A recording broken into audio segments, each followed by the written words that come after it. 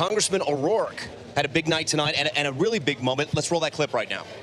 I met the mother of a 15-year-old girl who was shot by an AR-15, and that mother watched her bleed to death over the course of an hour because so many other people were shot by that AR-15 in Odessa and Midland. There weren't enough ambulances to get to them in time. Hell yes, we're going to take your AR-15, your AK-47. We're not going to allow it to be used against our fellow Americans anymore. A powerful moment right there. Hell yes. You made it clear where you stand on this gun policy. Gun violence, mass shootings came to your hometown, and fair to say it changed the trajectory of your campaign? I used to brag about how safe El Paso was, one of the safest cities in America, and I did so in part to make the point that we're safe not despite, but because we're a city of immigrants and the sons and daughters of immigrants. And yet that very fact is what drew that killer to us with a weapon of war that he should have never been able to buy. In fact, when that AK-47 came in, his mom called the cops in Allen, Texas and said, what in the hell does my son need? Whether he's not in the military, doesn't need it to hunt, doesn't need it to defend himself. And they said, I'm sorry, ma'am, nothing we can do about it, perfectly legal. He drove that weapon 600 miles to El Paso, killed 22 people, grievously injured others. We're all connected. No matter how safe your city is, no matter how special your situation, you are part of a violent country. And we found that out on August 3rd in El Paso. In the face of that, we've got to make some changes. And literally every single family that I've visited with, the survivors, those who've lost a family member, are asking me to do something about this. And I had to come to the conclusion that as helpful and important as background checks and red flag laws and ending the sale of weapons of war is, it is not enough if there are millions, maybe more than 10 million AR-15s and AK-47s out there on the street. So how do you get, the question then becomes, how do you get them back? It's an idea, but how do you implement it? We're a nation of laws, and I fully believe in this country, in my fellow Americans, gun owners and non-gun owners alike, Republicans, independents, and Democrats. And I'll tell you why. Because I have been listening to them. I went to a gun show the day after I announced that proposal and listened to people who own AR-15s. Many of them who said, I would willingly give that weapon up. I don't need it.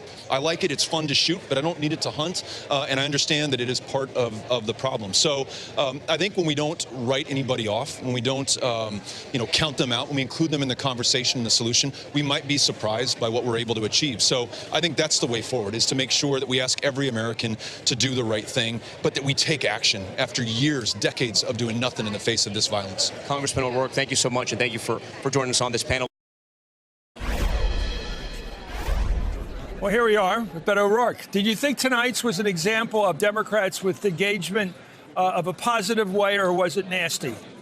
I didn't think it was particularly nasty. I think we got to talk about the issues that matter most to those whom we want to serve. We talked about climate, we talked about guns, we talked about race in America, racism in America, the wars without end that we want to bring to a close. I thought it was a good conversation overall. Did you think your colleague from Texas, Julian Castro, do you think it was fair to suggest that Joe Biden has lost it? No. That wasn't fair. No, I didn't like that. Let me ask you about guns. You know, the consensus in the country seems to be good on background checks. You went further. Now, somebody has to go further. In fact, Gene Robinson just said he gives you credit for this. He's on the panel tonight. He says maybe by pushing for mandatory buybacks of assault weapons, which you were very graphic about, describing the horror of what they do to the human body. I thought that was very powerful. He says that might move the center of gravity towards maybe something close to. Do you think there's a chance that we could have a Supreme Court ruling after Heller, that said you have an individual right to a gun? Forget about militias and all that stuff in the Constitution. That you could actually have a Supreme Court ruling allowing the government of the United States, the federal government, to demand the selling of assault rifles back to the government. Do you think that's feasible legally? Yeah, I do. I think the precedent and common sense is pretty clear on this, that none of our rights are absolute, that there are some common sense limitations to them. You can't own a grenade launcher. Or a bazooka. Or a bazooka, tank. or drive a tank down the street. I think we now understand that these AR-15s and AK-47s not only have been used as weapons of war in our communities, but as long as they exist in our communities, they are instruments of terror. Our kids are afraid of them.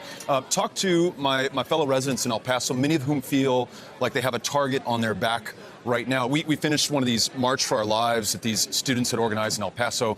I had Henry, my 8-year-old, on my shoulders, and we get to San Jacinto Plaza, and there are two guys with an AR-15 each waiting for us there. And my son's like, Dad, what gives? I thought we were just marching against this. And I said, oh, don't pay them any mind. Don't give them any attention. But what I should have said, no, Henry, that's absolutely wrong. No one should be able to come here and try to intimidate you and scare you. And so we got to end that. 2 weeks ago, the New York Times led, it is a very liberal paper, of course, in its editorial page, saying there are too many assault weapons in the hands of the American people right now to get rid of them, to try to stop this with bans on sales. It's hopeless, basically, your view. There's just too many of them. They're absolutely right. Right or wrong? They're right that there are too many of those weapons out there. They say it's hopeless to stop the traffic. Oh, no. Now, when we're hopeless, then we're not going to make progress. Then we've given up on our kids. They just say even stopping the sale of them wouldn't be enough to stop the danger of them because there's so many in the hands of the bad people. Well, there's where we agree. I think if you think that AR-15s and AK-47s are inherently dangerous, should not be sold, then you would also have to agree that there are more than 10 million of them out there in the United States, and they are going to be used, some of them, against us. Take our kids, take our families, threaten people in the Walmart or in a church or in a mosque or in a synagogue. And so you've got to take that next logical. You're going to carry on this fight no matter what happens in this. Absolutely, yeah. This is a cause for you, Beto. Yeah. And I'm inspired. Like, a lot of folks talked about the NRA tonight, and they're a big problem. But the NRA is no match for Moms Demand Action or March for Our Lives. They have been. Not anymore. No, the power is with people, as my friend Corey will say. The power is with people, and those people are rising up right now. It's powerful. Hope. Open doors. That's right. Very strong support here by this former congressman for buying back the weapons of mass destruction, basically, these AR-15s. And I think it's going to be one hot issue in the papers tomorrow, Brian. En el spin room, la sala donde van los precandidatos después del escenario, con Beto O'Rourke. Adelante, Blanca. Muchas gracias. Efectivamente, me encuentro en la sala que se conoce como el spin room. Muchísimas gracias por estar con nosotros. Gracias a usted. Hagamos una crítica, una autocrítica, como se dice. ¿Cómo le fue esta noche a usted? ¿Cómo siente? Muy positivo, muy fuerte. Hablamos sobre todos los quejas más importantes, los problemas que tenemos, pero también las soluciones en cada tema, incluyendo migración, pero también cambio climático, la economía, cada parte de cada comunidad en este país. Y espero que pudiera reflejar mi experiencia aquí en Texas, incluyendo aquí en Houston. Es el tercer debate, parece que es muy notorio la división que hay dentro del propio Partido Demócrata, con algunos temas que aparentemente los unen, por ejemplo, el servicio médico y también el tema de las armas. Cada candidato obviamente tiene su posición frente a eso. Para usted es un tema sumamente personal. Sí. Y parece que estuvo muy emocionado cuando se refería a eso. Mi pregunta es, ¿por qué es tan difícil controlar las armas aún con todo lo que ha pasado en el estado de Texas, además? Sí, pues después de la masacre en El Paso, donde perdimos 22 personas, un ataque racista, necesitamos cambiar las leyes que tenemos aquí en este país para que tenemos, por ejemplo, revisiones antes que puede comprar un arma o que no vendemos armas de guerra adentro de nuestras comunidades. Yo pienso que hay poder en los grupos como Moms Demand Action y March for Our Lives, grupos de madres y de estudiantes que son más poderosos del NRA o de los miembros del Congreso que tenemos ahora. Yo pienso que vamos a tener cambio en esta ley tan importante para proteger y mejorar la calidad de vida en nuestras comunidades. Muchísimas gracias por estar con nosotros esta noche. Un placer saludarle. A usted. Felicitaciones. El placer fue mío. Do you think you've gotten too far ahead of Texas on that issue? I don't think so. And I'll tell you, I thought I had said what I needed to say on guns when I was campaigning across Texas. And, you know, folks would point out, what is this guy Beto doing talking about an assault weapons ban in Texas while he's running for Senate in this proud gun-loving, gun-owning state? But I also know that it's a state that's proud of its gun ownership because it's responsible gun ownership. And a number of gun owners shared with me that they agreed with my position on that.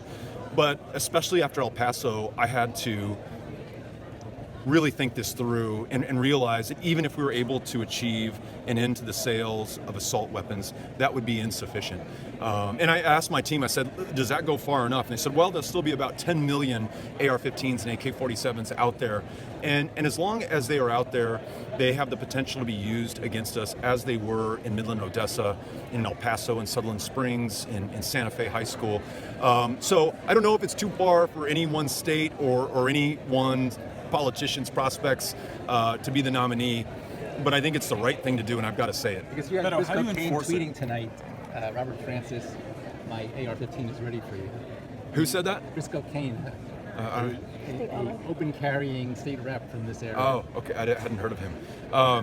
Well, listen, at the end of the day, I believe that Briscoe Kane is going to follow the law.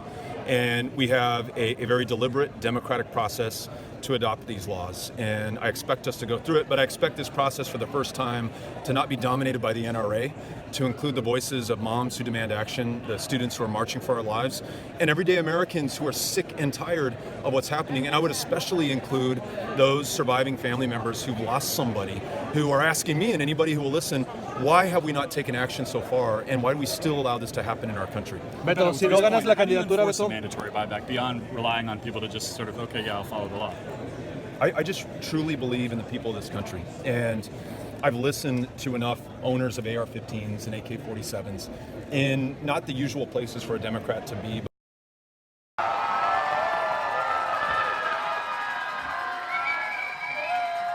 All right, how's everybody feeling? Yeah. Listen, I want to thank all of you for welcoming us here after the debate, but I know many of you, and it's very possible that you were just drinking in this bar when we walked in, which, no judgment, that's cool too. Hey, so tonight, I felt so much encouragement and love and strength and just amazing energy from you, and I felt it coming into this. In the hours before, all the text messages you were sending, but really in the days and the weeks and the months and the years leading up to this, the honest truth is I would not be here before you. I would not have been on that stage before the country if it were not for everyone here in this room today who was with us every step of the way. SEMA and this amazing team here in Houston, Texas, that have been kicking so much ass for so long. All of you through the other parts of Texas who came down to Houston to be with us right now, you gave us this chance, and you made sure, and you always held me honest to this, that we ran a campaign that included everybody, that spoke to people the way that we speak to one another, not like a politician, not talking down to people, but reflecting the stories and the experiences that we have in our life, making sure everyone is included, as we famously displayed in Texas, all 254 counties, no matter how small, or how big, how red, or how blue, we were going to show up.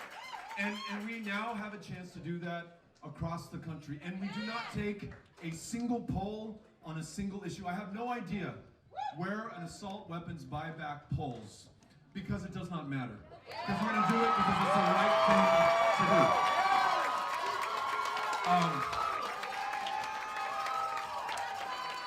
And I just want to tell you that I'm going to continue to listen to you and look to you for the answers that we need on the issues that are most important. I see Carrie Marshall in the back of the room, and Carrie, I remember from the very early days, you came up to me to ask me about women's reproductive freedom. And you said, where are you on this, Beto? And I said, look, for a woman's right to choose, I'm going to vigorously defend that. And then you told me something really important in Texas that I've been telling the rest of the country, which is the way that we've restricted access to care, closed down more than a quarter of the family planning clinics here, means not only is it harder for a woman to get a safe, legal abortion, it's making it harder for her to get a cervical cancer screening, to see a family planning provider, to get any kind of medical help at all, and it has put us at the epicenter of a maternal mortality crisis 3 times as deadly for women of color. So when we reflect everyone's experiences, everyone's stories, we bring everyone into the solutions. And that means that whether it is reproductive care or mental health care in a state where the largest provider of mental health care is the county jail system, or making sure that we address immigration not in a defensive posture, not saying it's not that bad, but saying it is fucking amazing, and if it is a problem, this country could have. And that learning from El Paso, and is Veronica Escobar here?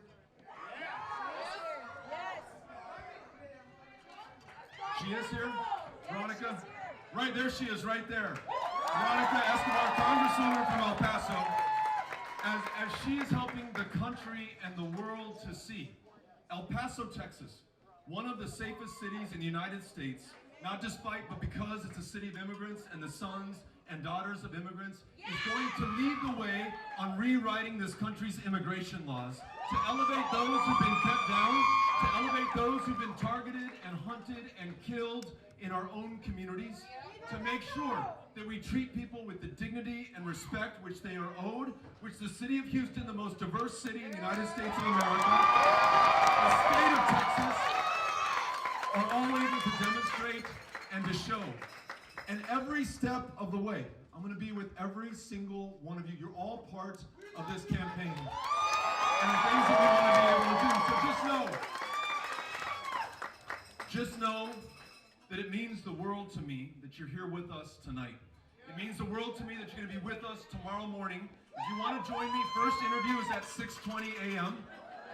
Any takers? Listen, and I'm going to remember that. And I feel very accountable, very responsible to you, very proud to be on this campaign with you. And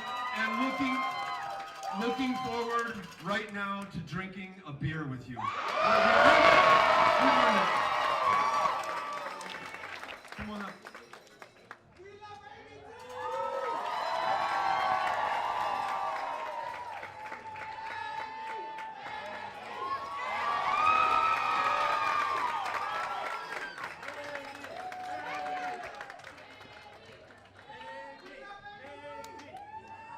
So listen, let's all have a really good time tonight. Let's enjoy where we are. We've qualified for the October debate. Hope to see you there. We're going to stay on it. We're going to stay after it. We're going to do this together. And we could not be keeping better company than the folks who are here tonight. Thank you all for having us. Thank you for doing this. Looking forward to being on the trail with you. Thank you very much. Former Congressman Beto O'Rourke going further than any other candidate last night when it comes to gun violence, saying if he is elected president, he would issue a mandatory buyback of the type of guns used by the military on battlefields. As you can imagine, the reaction from some conservative corners was swift. And Beto O'Rourke joins us now. Good morning. Good morning. Okay, so that was a moment that got a lot of attention last night. It's getting a lot of attention this morning. And I'm just wondering this morning if you have any concern that by saying that so openly, so unapologetically, that you have somehow given President Trump a campaign ad to say, see, Democrats want to confiscate your guns. No, Allison, I'm far more worried about the 40,000 Americans who are killed every year through gun violence.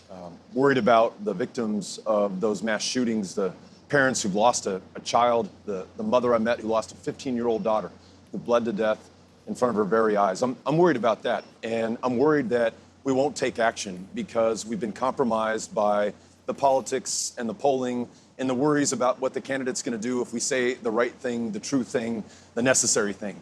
So I'm going to say the necessary thing, which is background checks are important. Red flag laws, essential. We should stop selling weapons of war. But if we leave 10 million of them out there, they will become the instruments of terror that we've seen in El Paso, in Midland, Odessa, in Sutherland Springs. And those are just 3 mass shootings in our state, but all across this country. So we've got to do the right thing. And I'm confident that the popular will is there, not just among Democrats, but Republicans and gun owners as well as independents, Democrats, and non-gun owners alike. So we just got to move now. We got to move. Well, let's look at where the polling is, because it's interesting. I think particularly on this issue, it's exactly divided. The latest Marist NPR poll shows that in terms of should Congress create a mandatory buyback program of assault guns, just what you said last night, 45% of the country says yes.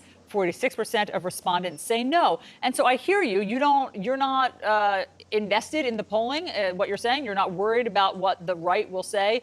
However, if you don't win the general election, you don't even get to make that policy. So is it a concern that it's not a winning position for the general?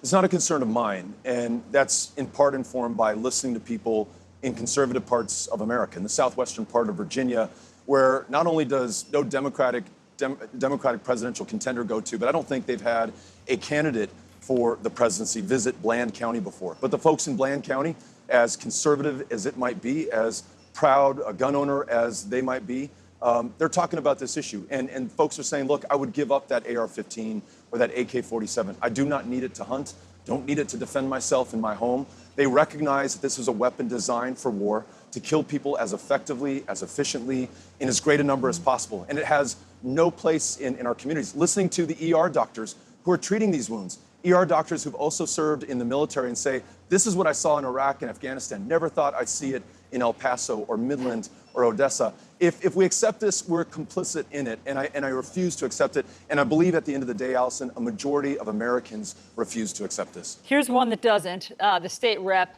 from Texas, Briscoe Cain, tweeted at you right after the debate. He said, my AR is ready for you, Robert Francis. They're using your first and middle names. How did you hear that tweet?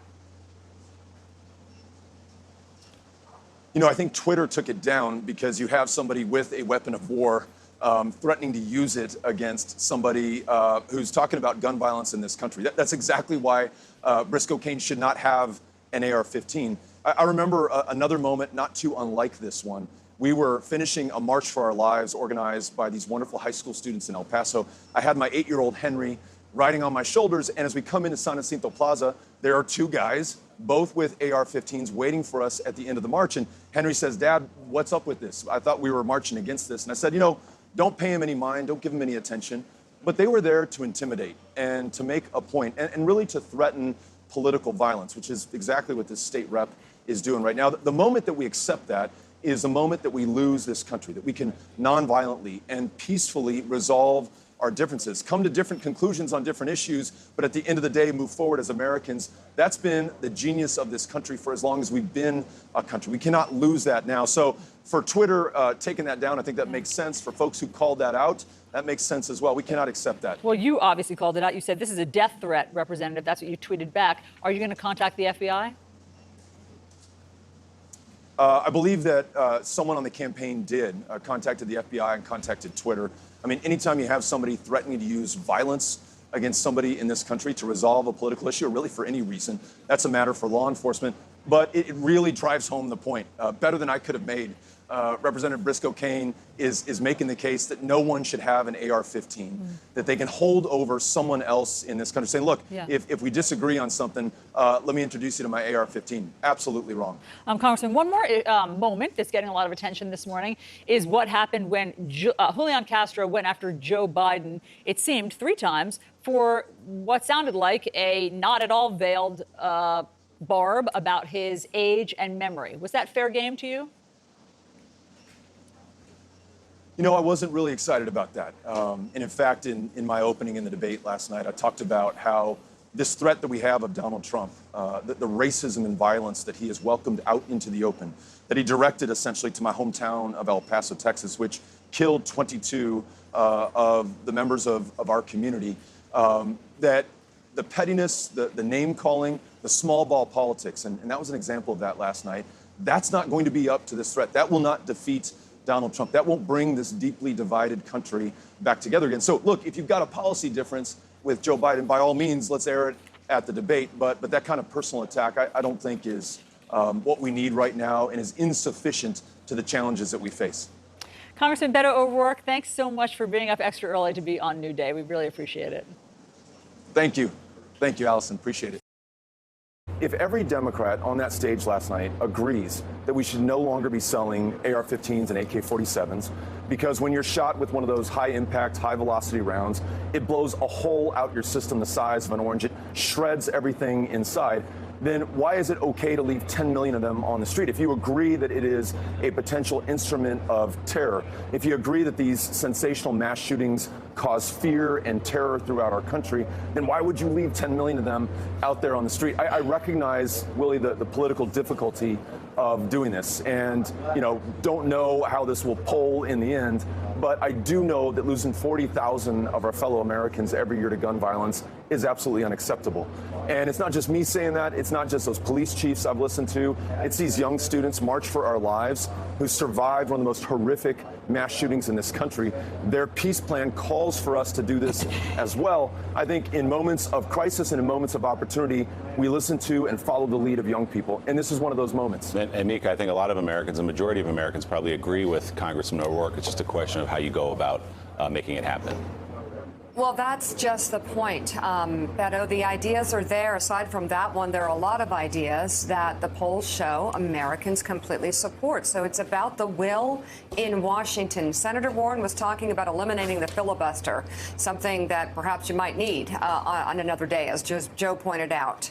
So how are you going to compel action in Washington where there seems to be no movement on this every time something massive happens on a massive scale in terms of death and destruction? What makes you the candidate to choose who will actually compel action in Washington? What's different about you? I think part of it is going to the unlikely and the unusual places. That gun show in Conway, Arkansas, the day after we proposed a mandatory buyback of AR-15s and AK-47s. The first guy who comes up to me not only says that he supports me, but agrees with the policy proposal that we've put out there. Others said, you know what, I disagree with you, but I've got kids in school and I recognize we have to do something different. Next week, I'm in Bland, Virginia, in the southwestern part of the state. No presidential candidate goes to Bland, Virginia. Very conservative, somewhat rural part of the state.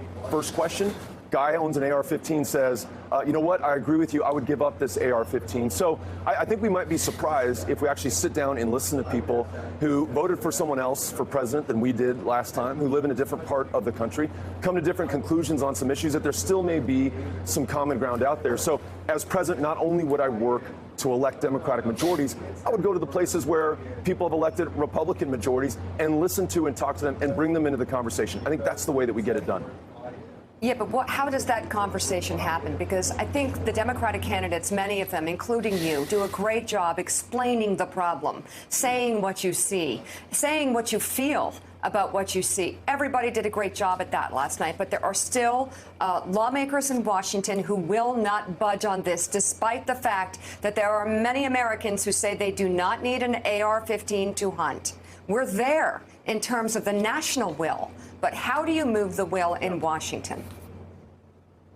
Yeah, no, I see people doing it right now. And, someone referenced this last night, but you look back at the civil rights movement. You look back to the A&T 4 in Greensboro, February 1, 1960, sitting at that Woolworth's lunch counter. They really kind of shocked the conscience of the country. How else does a white majority in 1964 pass the Civil Rights Act, the next year, the Voting Rights Act? They just engaged the conscience of so many of our fellow Americans, white and black, to do the right thing, to put pressure on their members of Congress to override the filibusters that were employed at the time. I think it's going to be something like that. There's no one person as the next president of the United States who's going to make this happen. It is those grassroots groups like Moms Demand, March for Our Lives. It's those students walking out of their classrooms like they did in Birmingham in 1963, who are forcing the conversation in this country right now.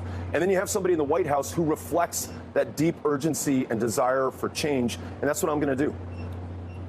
Beto O'Rourke, thank you very much. Appreciate it. Great job last night, and we'll be right back. Beto O'Rourke needed a strong performance in the debate last night, and he had one. Beto O'Rourke had a very good night. The other candidates on stage gave him credit for his work on the gun issue. That was O'Rourke who got the loudest applause of the night. Beto O'Rourke, who found his voice. Pundits applauding El Paso and Beto O'Rourke. Beto O'Rourke did something new. I think Beto had an outstanding night. Passionate, had what may have been the breakout moment. The one breakout moment was from Beto O'Rourke. Hell yes, we're going to take your AR-15, your AK-47. We're not going to allow it to be used against our fellow Americans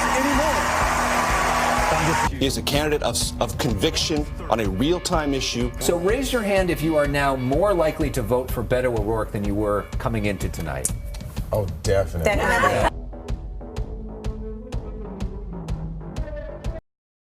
Joining me now is Beto O'Rourke, Democratic candidate for president. And Congressman, thank you so much for being here. Thank you for having me, Joy. Grateful. Thank you. Let's start with that threat. Can you give us an update on what was the response from the FBI? Has your campaign gotten a response back to that threatening tweet that was directed at you? If we have, I haven't heard of it yet. I think this is a pretty routine matter.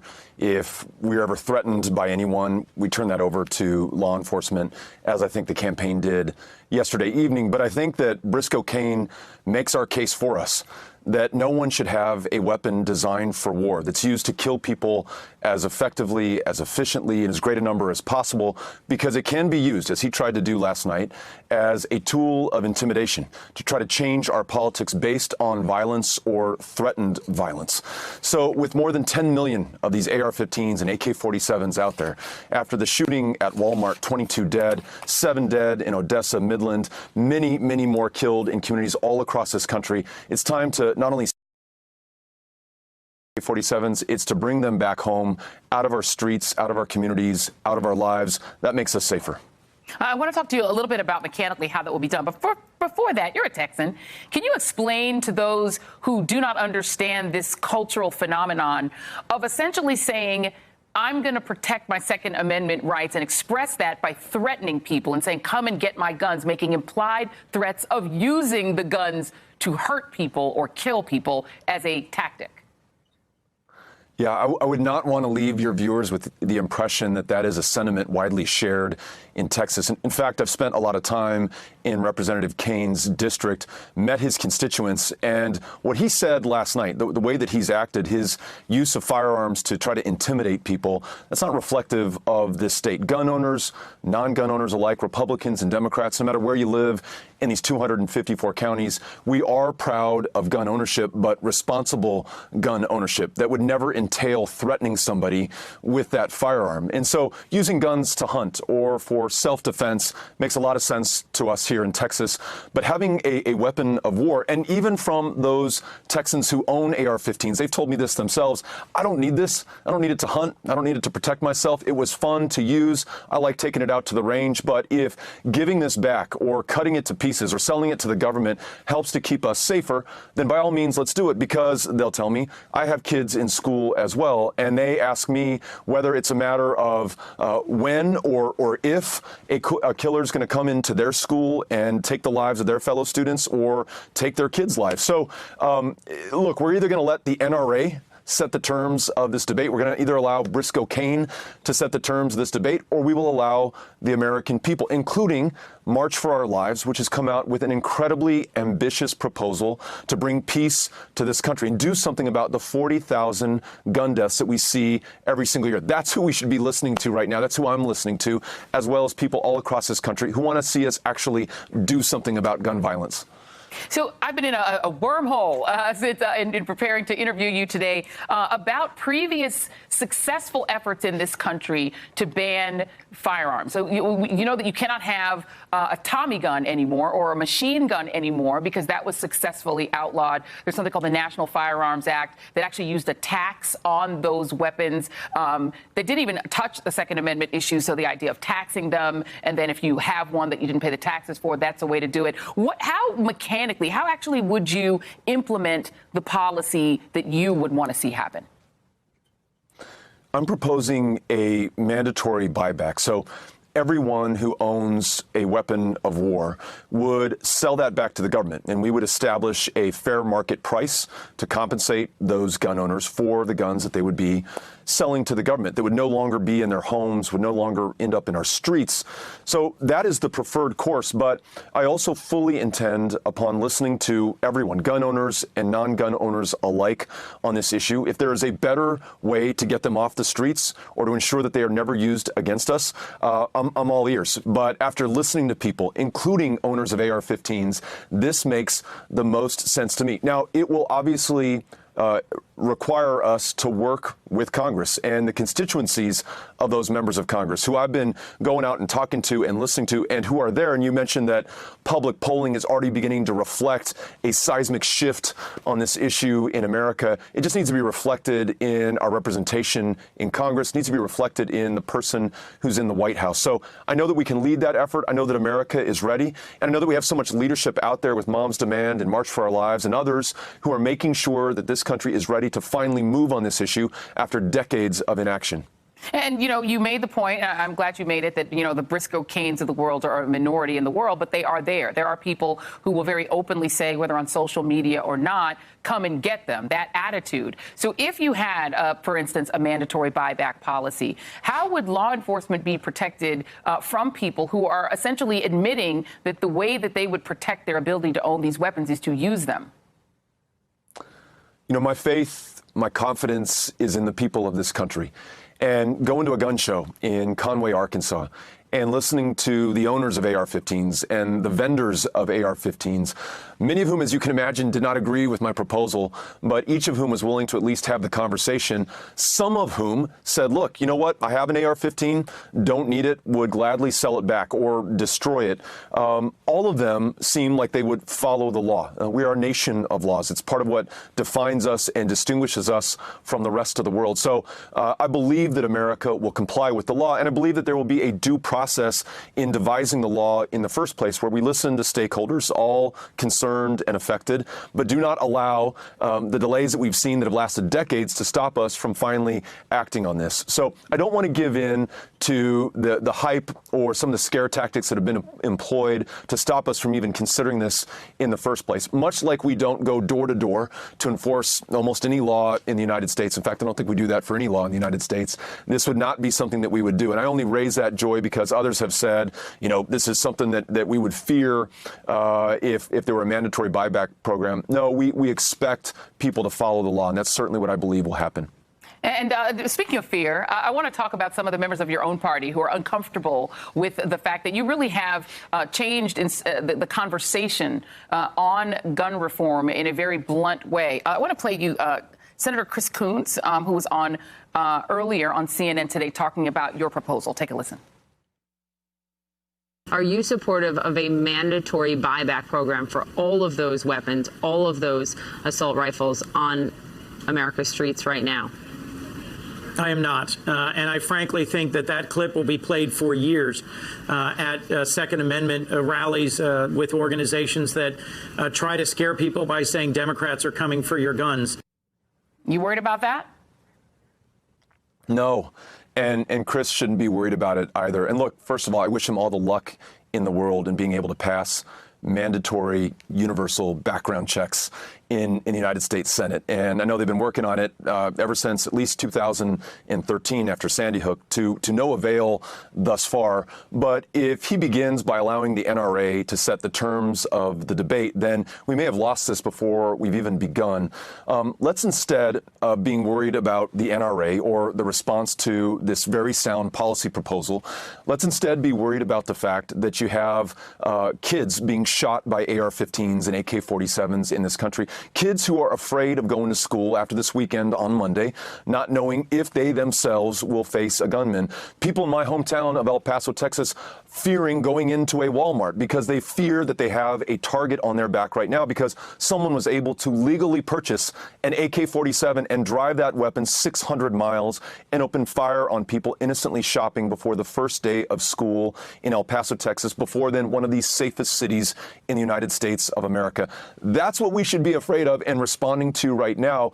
And those people, the survivors, the family members who've lost someone very dear to them, those are the ones who compel me. It is their judgment that I fear, not the NRA, not the polling, not the politics of this. Senator Coons' job is to define the goals and then help to bring this country around them. That's what I'm trying to do as a candidate, and that's what I will do as president. Beto O'Rourke, thank you very much. Really appreciate you being here tonight. Thank you, Joy.